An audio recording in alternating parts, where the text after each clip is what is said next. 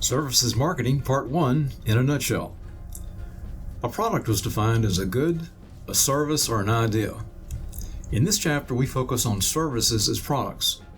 A service is defined as an intangible product that involves a deed, a performance, or an effort that cannot be physically possessed. Services are usually provided through the application of human and/or mechanical efforts that are directed at people or objects. Here are some examples of services. Education involves the efforts of service providers, the teachers, that are directed at people, the students. Interior decorating services direct their efforts at objects, decor items, and people, the customers. Air transportation services can involve the use of human and mechanical efforts, pilots and aircraft, directed at people, the passengers, or object, such as air freight.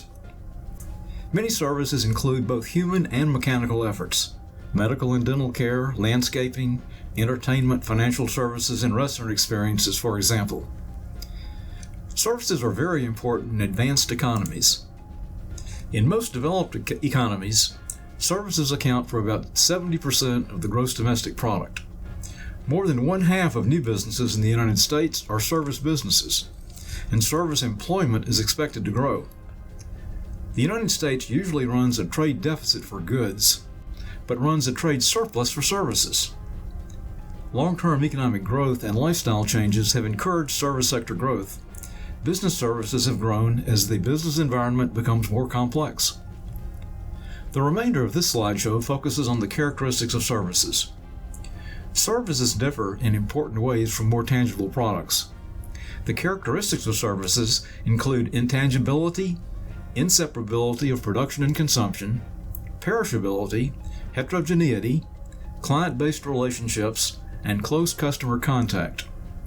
The issues associated with marketing services products are not exactly the same as those associated with marketing tangible goods. To understand these differences, it's first necessary to understand the characteristics of services. Intangibility means the service is not physical and therefore cannot be touched or photographed. It's impossible, for instance, to touch the impact you receive from experiencing an education. The intangible benefit is becoming more knowledgeable in a chosen field of study. In addition, services cannot be physically possessed. Students cannot physically touch knowledge as they can a smartphone or a car. The level of intangibility of services increases the overall importance of the brand image when a customer is deciding which to purchase. A customer trying to select an intangible product usually relies more heavily on the brand image to act as a cue to the nature and quality of the service. There's a tangibility continuum from pure good, which is very tangible, to pure service, which is very intangible. Pure goods are rare because practically all marketers of goods also create brand images for the product. Even a tangible product, like bottled water, might be branded like Perrier, Fiji, or Hilden, which incidentally is rumored to be the water of choice at Buckingham Palace. And the brand image creates an expectation of what it's like to use the product. Intangible service-dominated products such as education, healthcare, and legal advice are clearly service products.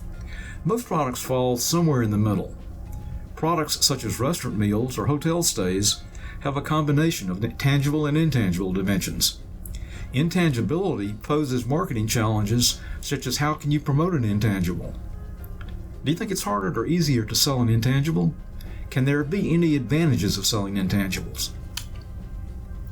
The inseparability of production and consumption is another important characteristic of services. For instance, an airline flight is produced and consumed at the same time. In the marketing of goods, the manufacturer may never see an actual customer, but customers might have to be present when services are produced. This is true of medical surgery and hair care.